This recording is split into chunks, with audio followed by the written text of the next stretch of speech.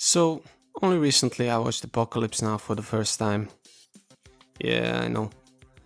And as any horology nerd, I was very hyped for the watch. I mean, the coolest guy wore it. It looked so good, I just had to have it. But then realized GMT Master is a bit out of my budget, and removing the bezel would ruin resale value.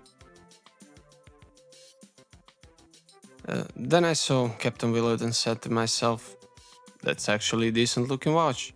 It's Seiko 6105-8110.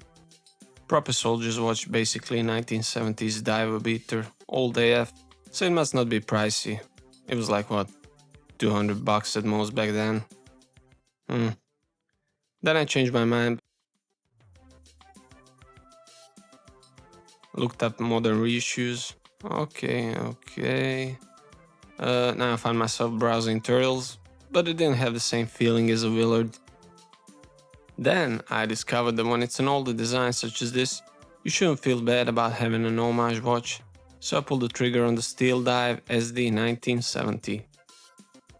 I consider Randonneur the most accurate homage to the original, but I couldn't spell the name for the life of me or for this video, so Steeldive it is. Now, by reading the title, you could deduce that I have a nickname for Willards. So we have Big Willy, the grandpa, the OG, the goat, modern Willies, Slim Willy, and a bunch of AliExpress and other homages. So here's a short story why maybe I should have picked a different nickname. My girlfriend and I had our newfound friends over for dinner, and as she was preparing something in the kitchen, I was keeping them company, yeah. Of course, it didn't take long before I started rambling about my watches and showing them my collection. They seemed into it. So after a short, awkward monologue ended, we sat there in silence for about a minute.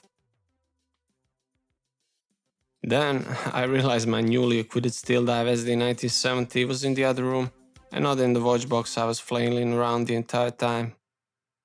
So I stood up and said, just wait there guys, I gotta show you my Steeldive SD1970.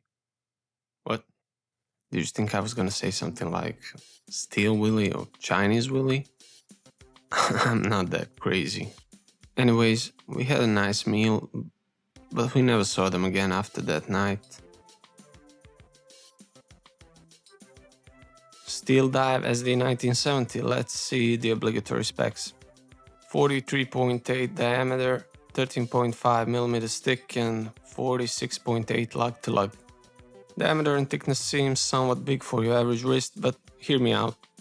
46.8 lug to lug is very compact, which makes it quite wearable. Lug width is your standard 20mm, so great if you like to hurt straps like I do. Water resistance is 200 meters. It has a date complication and a fidget spinner. Weight is 186 grams on the bracelet. Now glasses, wait, this watch has a mirror? Cool, I can do my makeup on the go. The movement is automatic NH35, so nothing special, but for 60-ish bucks, come on. If you were to build a custom mod, it would cost you more. Okay, so enough about the specs, let's hear some impressions. Now, I don't know how other Willys look in person, but I gotta tell you, to me this watch looks much more expensive than it is. I love the cushion case shape and how it fits my 7-inch wrist. Now, 13.5mm seem kinda thick nowadays, but it really isn't. Willy strikes a great balance between presence and subtlety. I got the version with the bracelet, and I must say it's not bad at all. It has those micro adjust holes, which I'm too lazy to use because dial is simple, somewhat classy for a dive watch, and I like that. What I don't like about this watch is the logo. I mean, if you're going to put diving equipment, you should go all the way. At least add gauge, boots, octo and a regulator. I'm fine with the frame date window, and having red accent on the seconds hand is nice. Applied indices. Now, I'm not a loom maniac, but some guy on Reddit posted 2 years ago that he is still impressed every day by the loom, so that is good enough for me. If the bracelet is not your cup of coffee, putting Willy on a rubber is a must. After all, original watch came with that. NATOs work well too.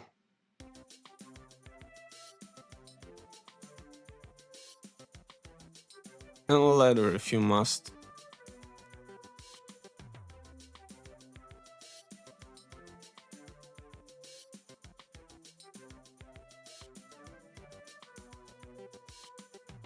As you can see, I mean, I don't like the term, but I gotta say, Willy is a strap monster.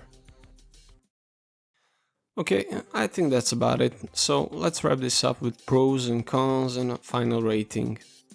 Pros. Price, I mean, come on. Quality and all that good stuff. Loom. Cons. Logo. Either add all the diving stuff or just leave the text. Nickname is kinda weird. Oh wait, that's just me, that's not official. Okay. Originality.